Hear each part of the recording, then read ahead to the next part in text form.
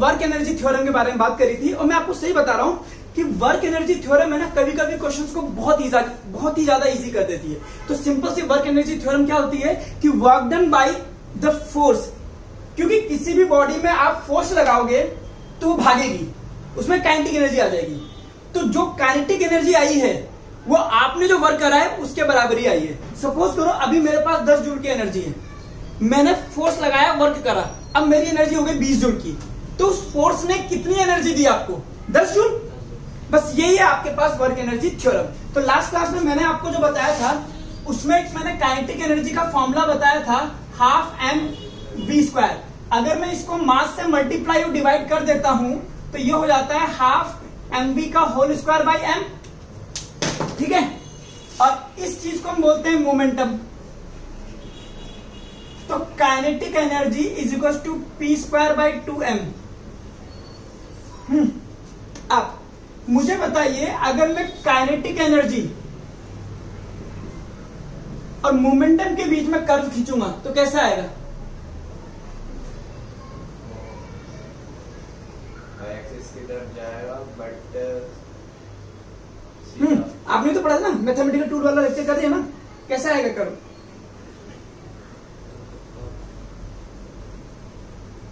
आपको याद है ना, वाई एक्सिस पे ये रखा तो ये हो गया y is proportional to mass, तो नहीं पी, p²। p को मैं अगर x मान लू तो if y is proportional to x², इसका कर्व कैसा आता है? हाइपरबोला। कैसा हाइपरबोला? कैसा? हाँ, जिसकी पावर कम होती है उधर उसका मुंह खुलेगा। भूल गया? तो हाँ बिल्कुल। अब इसमें किसकी तरह? y की जगह कौन है? Kinetic energy. x की जगह क्या है? p। तो किधर खुलेगा? काइनेटिक एनर्जी की तरफ। ये आ जाएगा कर्व। तो काइनेटिक एनर्जी और मोमेंटम का कर्व ये आएगा।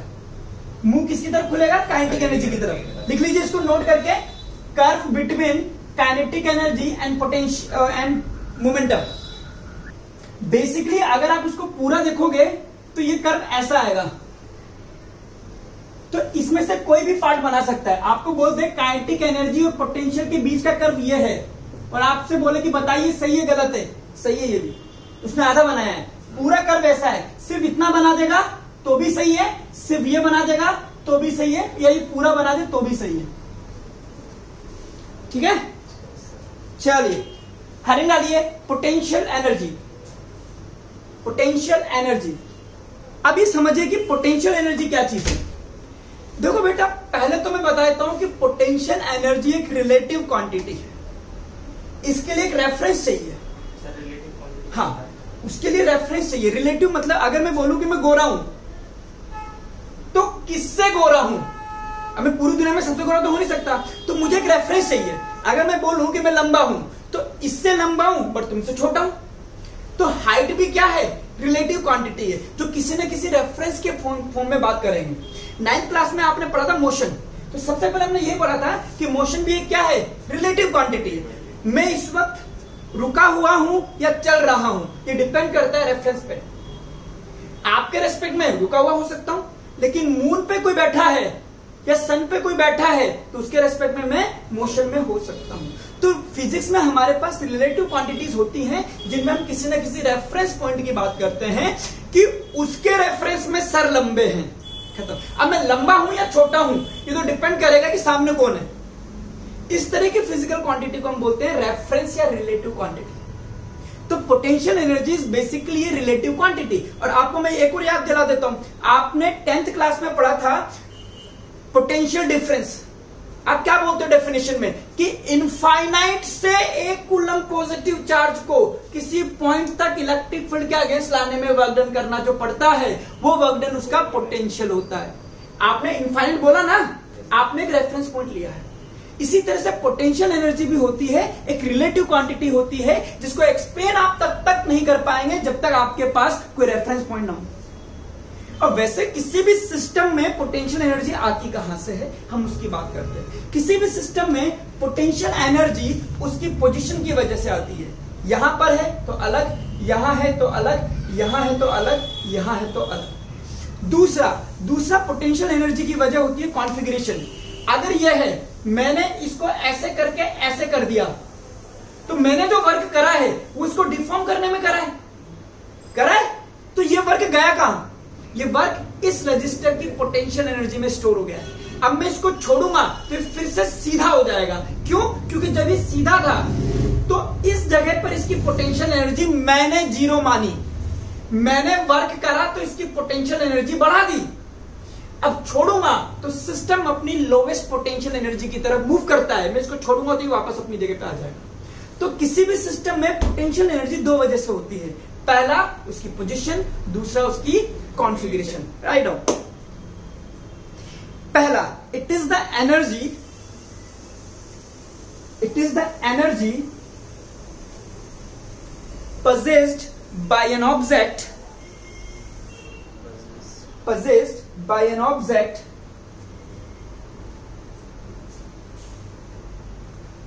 due to its configuration.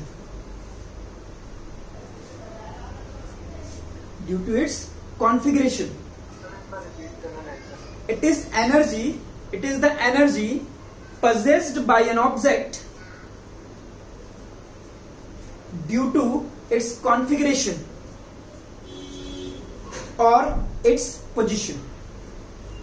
Second point, it is defined with respect to a reference level. It is defined with respect to a reference level. It is defined with respect to a reference level or reference point. क्या आप किसके respect में बात करोगे?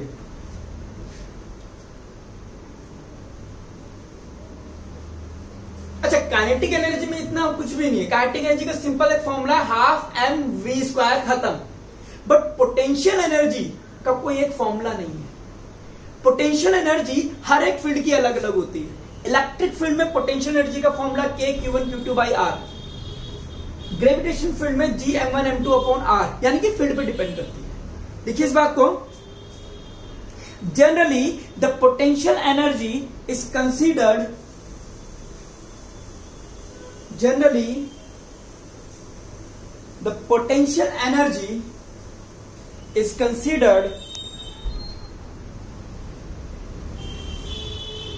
to be zero at reference point or reference level.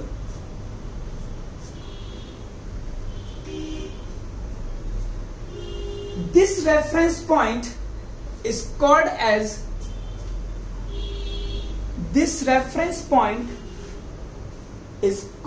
as zero of potential energy. Zero of potential energy. This reference point is called as zero of potential energy.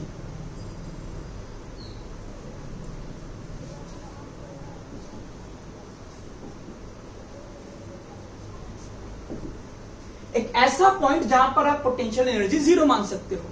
भाई सीधी सी बात है, अगर मैंने बोला कि वहां पर, यहां पर या यूं कहो कि यहां पर पोटेंशियल एनर्जी 0 है और मैंने इसको यहां से यहां तक उठाने में 10 जूल लगा दिया, तो इसके रेफरेंस में इसकी पोटेंशियल एनर्जी कितनी आ गई? 10 जूल। लेकिन अगर मैं यहां पे 0 मान लेता कि यहां 0 है, तो इसके रेफरेंस में ये एनर्जी अलग होती है। एमजीएस से जो निकालते हो आप, एमजीएस वाला फॉर्मूला था, तो अगर मैं यहां से उठाता हूं बिल्कुल जमीन से तो ये अलग है, लेकिन यहां से उठाता हूं तो ये अलग है।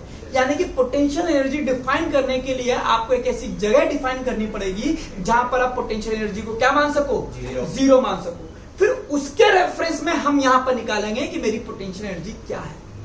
इस जगह पर पोटेंशियल एनर्जी में कह दूं 10 जूल है, ये पूरी तरह से गलत स्टेटमेंट हो जाता है। आप मुझे बताइए किसके रेस्पेक्ट में? इसके रेस्पेक्ट में 10 जूल है या इसके रेस्पेक्ट में या जमीन के रेस्पेक्ट में? समझ रहे हो?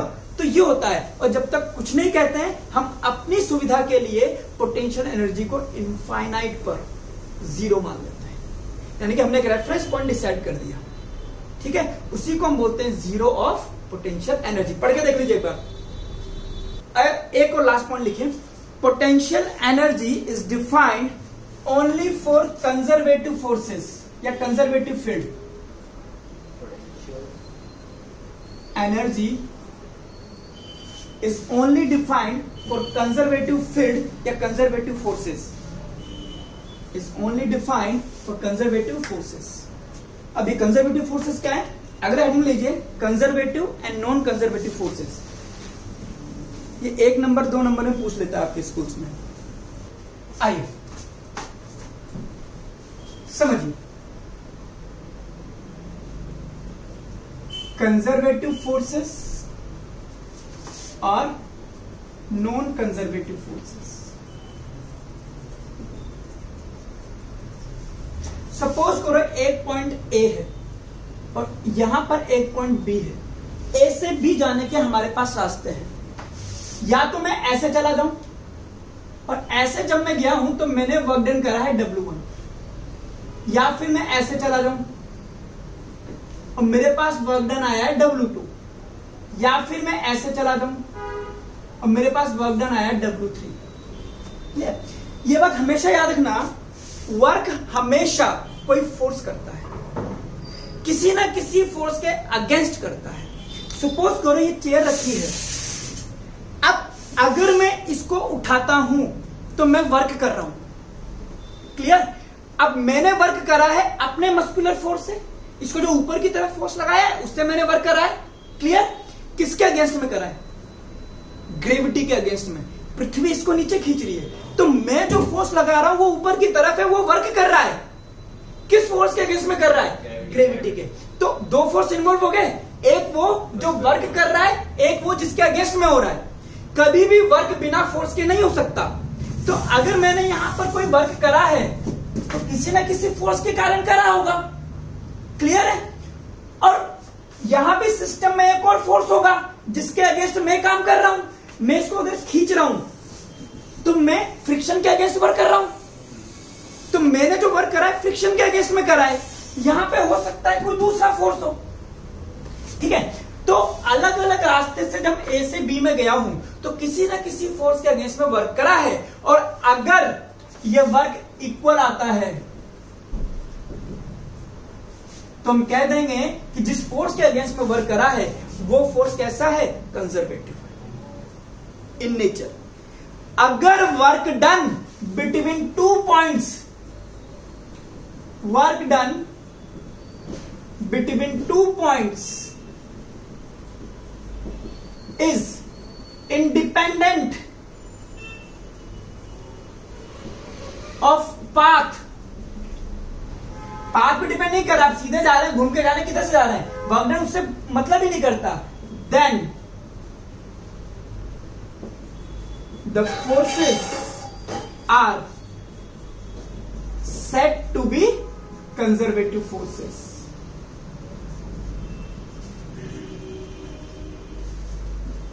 अगर आपने वर्क डन करा है किसी फोर्स के इन्फ्लुएंस में और वो वर्क डन पाथ पे डिपेंड नहीं करता, किसी भी पाथ से चले जाओ तो वो कहलाता है कंजर्वेटिव फोर्सेस। लेकिन अगर यही वर्क डन आप नॉन कंजर्वेटिव फोर्सेस के इन्फ्लुएंस में करेंगे तो इस केस में अलग अलग वर्क डन आएगा, यानी कि इस केस में W1 will not be equals to W2 will not be equals to W3. This is the main definition of conservative forces. What is that? If the work done between 2 points is independent of the path taken, then the forces are said to be the conservative forces. If the path, if it depends over the path taken, then the forces are called as non-conservative forces. Right on?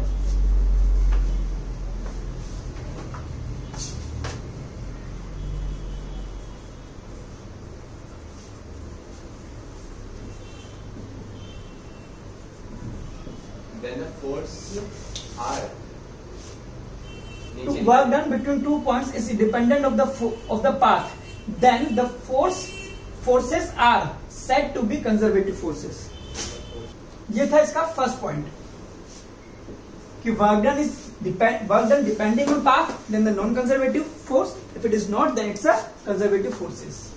दूसरा देखिए, दूसरा feature क्या है? अगर आप ए से B तक गए हो इस तरह से, आपको W1 वर्क करना पड़ा। जब आप B से A आओगे तो आपने W2 वर्क करना पड़ा। और अगर इस वर्क का एडिशन 0 आ जाता है, यानी कि W1 जाते समय 10 जूल कम करा और वापसी में -10 जूल वर्क करा है, तो भी ये फोर्सेस कंजर्वेटिव होंगे। कहते हैं work done in close path is equal to 0। सोचो A से B, B से A, कितना वर्क डन हुआ? 0। तो इस तरह ये भी एक प्रॉपर्टी होती है कंजर्वेटिव फोर्सेस की, जबकि इसमें ऐसा नहीं होगा। हो सकता है यहां तक जाने में W1 वर्क करा हो और यहां से वापस आने में W2 करा है, बट W1 और W2 को अगर आप जोड़ेंगे तो 0 के बराबर नहीं आएगा। इस तरह के फोर्सेस को भी हम बोलते हैं नॉन कंजर्वेटिव फोर्सेस। बनाइए इसको।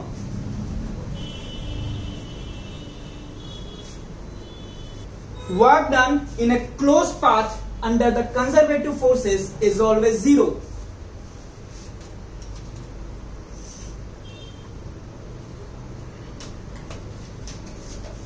Work done in a closed path, यही है ना, A से B, B से A, तो work done in a closed path is equal to 0 under the conservative forces. देख लीजिए, work done in the closed path is always 0 under the influence of conservative forces.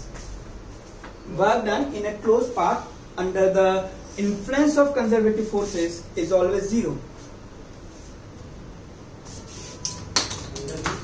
Under the influence of conservative forces. Under the influence of conservative forces is always 0. Clear? Okay. कौन कौन से example? आपने जितने भी forces देखे हैं सारे maximum nature में कंजर्वेटिव होते हैं। एग्जाम्पल क्या कंजर्वेटिव फोर्सेस का? Electrostatic forces.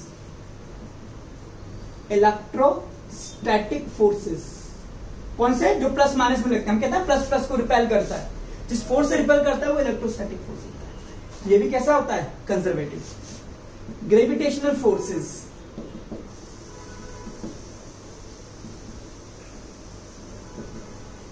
Magnetic forces, spring forces, spring दबा दी तो आपने फोर्स लगाया है, तो स्प्रिंग में कोई फोर्स होगा तभी। और आपने सुना होगा इलेक्ट्रिसिटी में, जब आपने 10th में पढ़ा था, आपने पढ़ा था इलेक्ट्रिकल पोटेंशियल एनर्जी पढ़ा था। क्यों? क्योंकि इलेक्ट्रोस्टैटिक फोर्स कैसा होता है? कंजर्वेटिव। और पोटेंशियल एनर्जी सिर्फ और सिर्फ कंजर्वेटिव फोर्सेस की निकाली जा सकती है। आपने ग्रेविटेशनल पोटेंशियल एनर्जी के बारे में सुना होगा, आपने मैग्नेटिक पोटेंशियल एनर्जी के बारे में 12th में पढ़ोगे, दोनों 12th में है। स्प्रिंग फोर्सेस में आपको आगे पढ़ाऊंगा। आपने फ्रिक्शन पढ़ा, फ्रिक्शन में पढ़ा है आपने कि फ्रिक्शन का कोई पोटेंशियल एनर्जी निकालनी हो? नहीं। क्यों? क्योंकि friction is a non conservative forces. Frictional forces, viscous forces, fluid, between fluids में लगता है ना, जैसे कि आप बोलो शहद है, शहद इतनी आसानी से नहीं बहता क्योंकि उसकी जो लेयर होती है लिक्विड की, उसमें विस्कस फोर्स ज्यादा है। पानी में कम है, पानी बह जाता है। पेट्रोल में और कम है, वो और तेजी से बहता है। आइए मैं आपको एक एग्जांपल भी दे सकता हूं इसमें। जैसे अगर आप बताइए एक ऑब्जेक्ट को मैंने ए से शुरू करा और बी तक लेके गया और मैंने यहां पर पोटेंशियल एनर्जी 0 मानी है ना? कहां मानी है? यहां पर। जब मैं इसको ऊपर ले जाऊंगा तो ए से बी आएगा, ग्रेविटी किधर लगेगी? नीचे। ये mg नीचे लगेगा। सुनना ध्यान से, मैं वर्क डन बाय ग्रेविटी निकालना चाहता हूं। वर्क डन बाय ग्रेविटी, और मैं इसको ले गया हूं h हाइट तक। ग्रेविटी किधर है? नीचे। आप किधर जा रहे हो? ऊपर। तो वर्क डन क्या होगा? WAB, force into displacement. Dot product है तो अब आपने वेक्टर नहीं करा तो आपको थोड़ा सा दिक्कत आ जाएगी। FS cos theta. फोर्स किधर लग रहा है? नीचे, mg। प्रणव, ये ग्रेविटी का वर्क डन है, हमारा नहीं है। ये mg का वर्क डन है, ये नीचे लग रहा है। ये किधर जा रहा है? ऊपर। h cos 180 यानी कि -mgh ए से बी। क्लियर? अब सोचो मैं बी से ए आऊं वापस, बी से ए आऊं, मैं किधर आ रहा हूं, नीचे, बॉडी नीचे आ रही है, ग्रेविटी किधर लग रही है, नीचे, दोनों एक ही डायरेक्शन में है। तो work done B to A F S, that is F S cos theta. Force किधर लग रहा है, नीचे, एम जी। डिस्प्लेसमेंट किधर है, नीचे, यानी कि एच, और थीटा क्या है, दोनों के बीच में एंगल 0, कॉस 0 क्या होता है 1, एम जी एच। अब आप ए से चले और वापस ए पर आ गए, क्लोज पाथ, यानी कि W A B plus W B सी।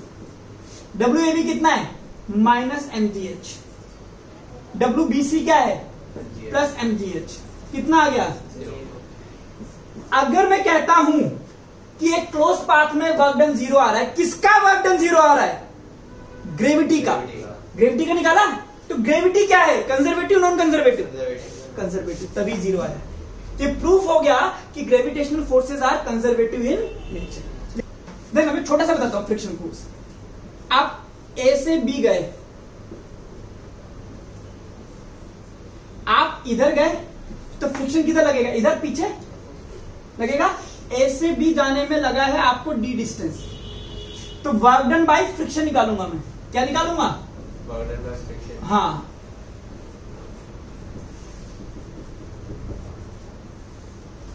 तो वर्क डन फ्रिक्शन फोर्स इधर, डिस्प्लेसमेंट उधर, तो डी कॉस 180,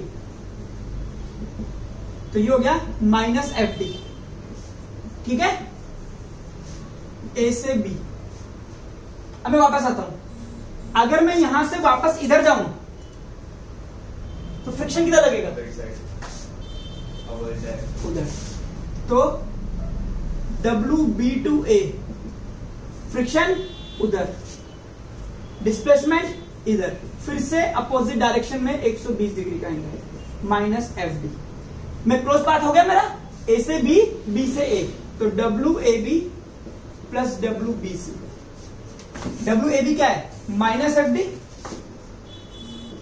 दूसरा भी माइनस एफ डी, क्या आया, माइनस 2 एफ डी।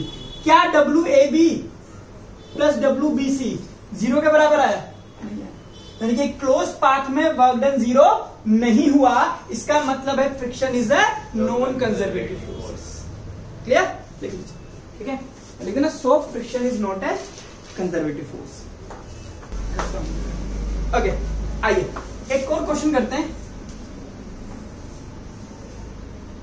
अगर एक ऑब्जेक्ट को मैं ए से बी ले जाना चाहता हूं, कहां से ले जाना चाहूं, ए से बी, एक एम मास के ऑब्जेक्ट को मैं ए से बी ले जाना चाहता हूं, मेरे पास रास्ते हैं कि मैं ए से बी ले जाऊं या ए से सी लाऊं, फिर सी से बी ले जाऊं।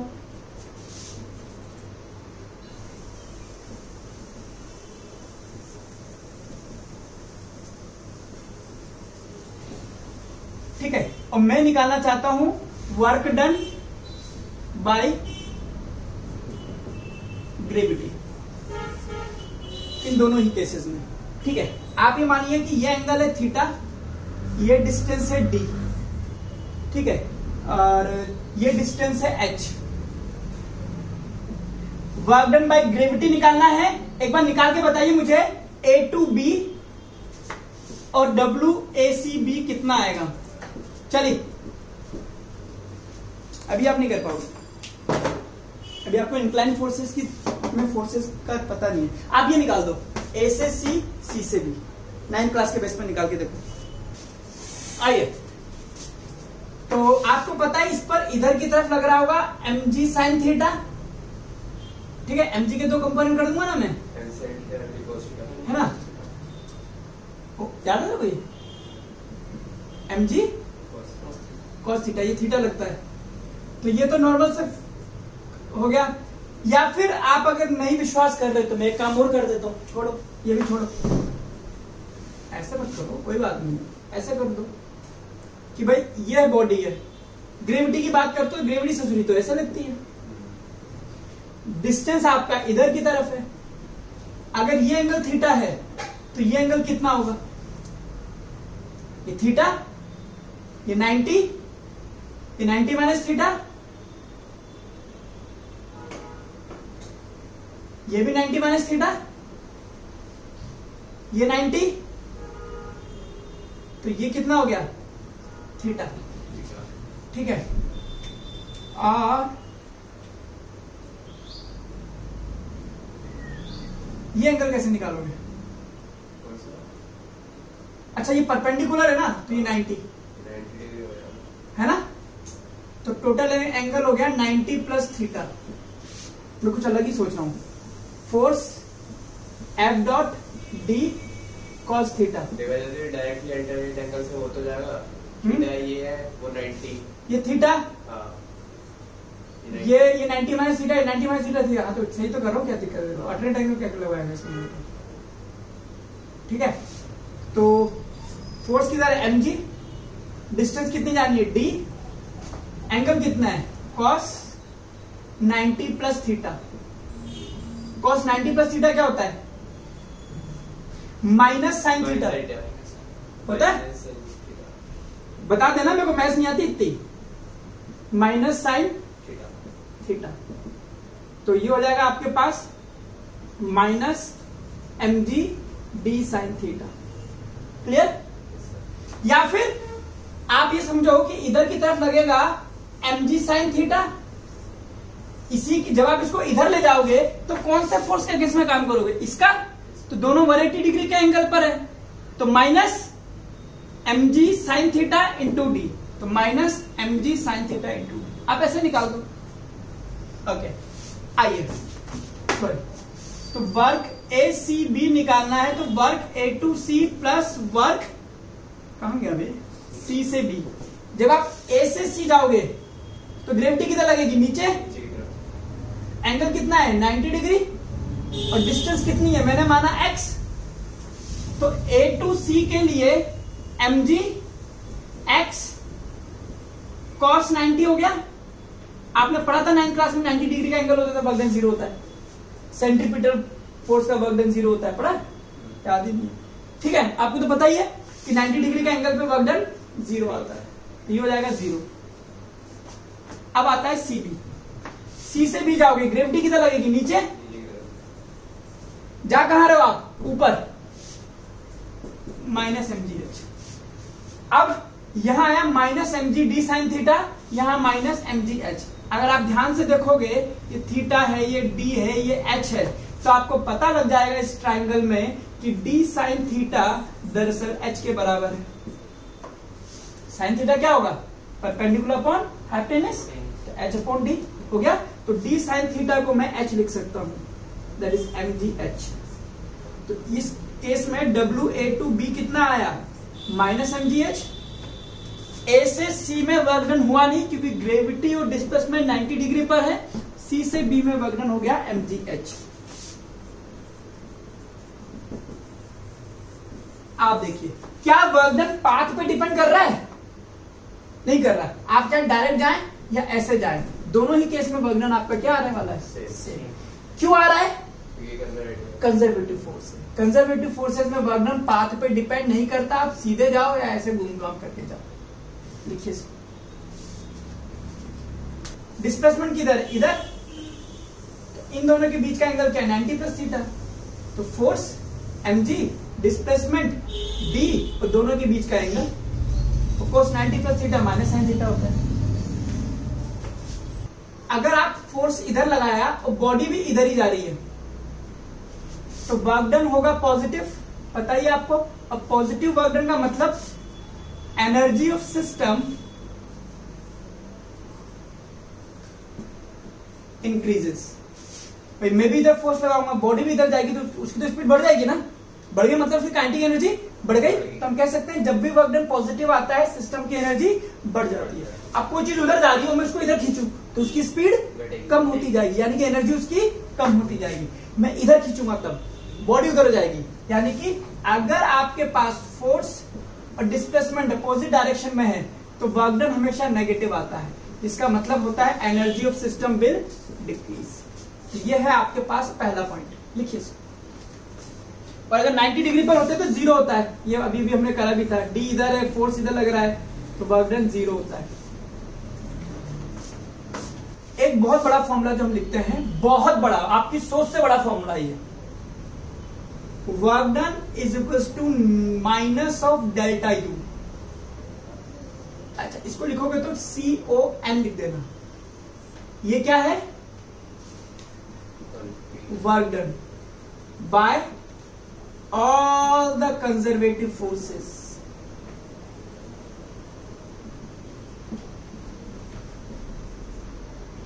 डेल्टा यू क्या है? Change in potential energy. बहुत बड़ा फॉर्मूला है, बच्चों की सोच से थोड़ा ऊपर है। कैसे कैसे कैसे? W is conservative forces minus delta U. Change हमेशा फाइनल माइनस इनिशियल होता है, यानी कि final kinetic potential energy minus initial potential energy. लिख लीजिए।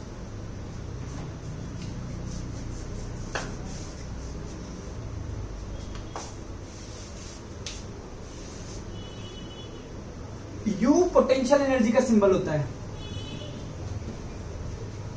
एक डेरिवेशन देखो, मैं आपको, अगर आपको यह लगे ना कि सर इस चैप्टर में कौन कौन से डेरिवेशन याद करने चाहिए स्कूल के पॉइंट ऑफ व्यू से, तो मुझसे एक बार पर्सनली जब भी आप पेपर की तैयारी करो तो मुझसे पूछ लेना कि सर इंपॉर्टेंट बता दो। तो 11th क्लास में इंपॉर्टेंट बता सकता हूं आपको जो स्कूलों में आएगा, ठीक है। 12th में नहीं होता है, बट 11th में बता सकता हूं। जब भी आप फिजिक्स या केमिस्ट्री की तैयारी करें, मुझसे पूछ रहे हैं कि सर इसमें कौन कौन सी थ्योरी ऐसी है जो याद करके जानी है, रट्टे लगा के जानी है, वो मैं बता दूंगा, वो आप याद कर लेना। बाकी मैं कराऊंगा सब। Work relationship between potential energy and force, ठीक है। तो जब भी प्रिपरेशन करो तो एक बार मुझे मैसेज ड्रॉप कर देना कि सर ये चैप्टर मेरा आ रहा है और आप बता दो इसमें से थ्योरी कौन कौन सी डेरिवेशन में याद करके जाऊं। समझ में सारी आनी चाहिए, बट याद कौन सी करनी है वो हम छाड़ सकते हैं, ठीक है। ओके, तो सपोज करो मैं एक ऑब्जेक्ट को ए से बी लेकर के जाना चाहता हूं, ठीक है। बट जिस फोर्स के इन्फ्लुएंस में मैं इसको लेके जाना चाहता हूं वो फोर्स कांस्टेंट नहीं है, वो फोर्स वेरी करता है। वर्क डन के दो फॉर्मूले होते हैं बेटा, एक होता है Fs cos थीटा जब फोर्स कांस्टेंट होता है, एक और होता है इंटीग्रेशन वाला Fds, ये तब लगता है जब फोर्स वेरिएबल होता है ना, इसमें भी डॉट लगता है F dot ds cos theta. तो जब वेरिएबल फोर्स लगते हैं तो ये फॉर्मूले से वर्क डन निकलता है। अभी तक ग्रेविटी का फॉर्मूला था mg, वो तो कांस्टेंट ही है, तो हम इससे गेम खेल रहे थे। अब हमें वेरिएबल करना है, और सपोज करो a की लोकेशन यहां पर है ra, इसका पोजीशन वेक्टर, rb इसका पोजीशन वेक्टर। आप a से b जाना चाहते हैं, कैसे निकालते हैं? मुझे पता है कि a से b जाना है, और मैं मान लू कि ये आपके पास छोड़ो, हाँ यहां से यहां तक जाना है। अब मुझे पता है a से b वर्क जो होगा वो वेरिएबल फोर्स की वजह से होगा, तो मैं क्या करूंगा, a से b में एक छोटा सा डिस्टेंस मान लूंगा। ये बहुत जो छोटा सा डिस्टेंस मानते हैं, ये भी बड़ा दिख रहा है, मतलब इसका भी 100वां हिस्सा मान लो। उतना बड़ा डिस्टेंस मैंने माना dr, यानी कि इधर से इधर। ये फोर्स a से b वेरी कर रहा है, बट उस छोटे से सेगमेंट में मैंने माना कि फोर्स क्या था, कांस्टेंट था। अब फोर्स मैं बोलूं a और इसी के जस्ट पास यहां है, वहां पे फोर्स कितना है, वहां पे उतना ही लगभग। तो ऐसी टेक्निक हम यूज में करते हैं कि यहां से यहां तक फोर्स कांस्टेंट रहा होगा F, तो इस छोटे से work done in small segment is dw। इस छोटे से सेगमेंट में छोटा सा वर्क डन dw। फोर्स किधर है, F, डिफरेंस ये डिस्प्लेसमेंट किधर है, इधर dr। बट मुझे किसके लिए निकालना है, पूरा निकालना है a से b, तो मैं लिख दूंगा टोटल वर्क डन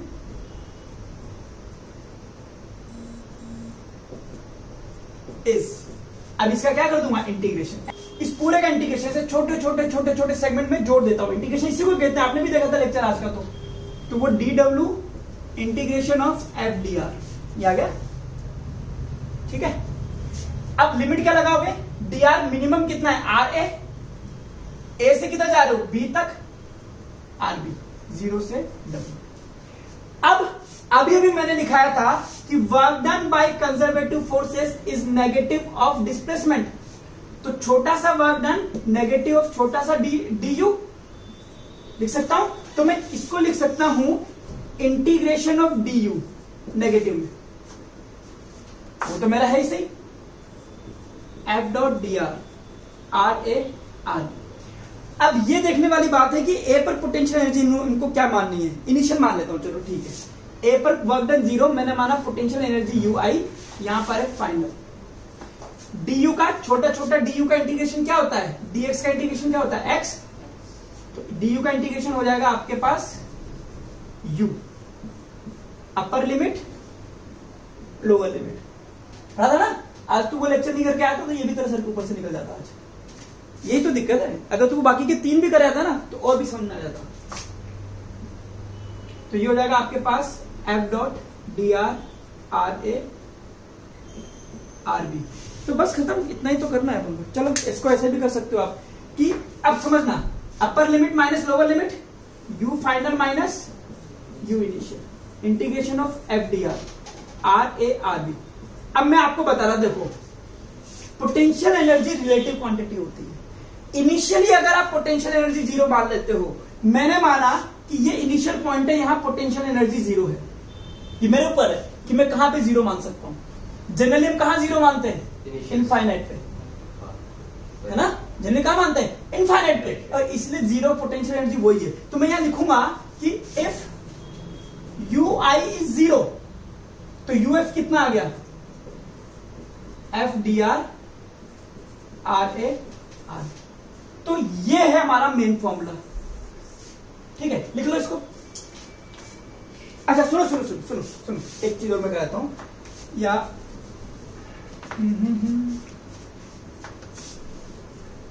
ठीक है, पहले आप इतना उतार लो, ठीक है, वरना फिर मैं बोर्ड में जगह नहीं बचेगी, मिटा दूंगा मैं। पहले आप इतना उतार दो, ओके। अब जरा सोचो, मैं इसमें इसको कहां से कहां ले गया हूं, ए से बी। अगर मैं ये मान लू कि मैं उसको ए से बी नहीं, इनफाइनाइट से लेके आया हूं, यानी कि ये ए पॉइंट यहां नहीं है, कहां पर है, इनफाइनाइट पे। तो मैं इसी चीज को दोबारा लिखता हूं। अच्छा, और जहां पर पोटेंशियल एनर्जी क्या है, 0। अब देखिए, तो यू एफ लिखिए, इफ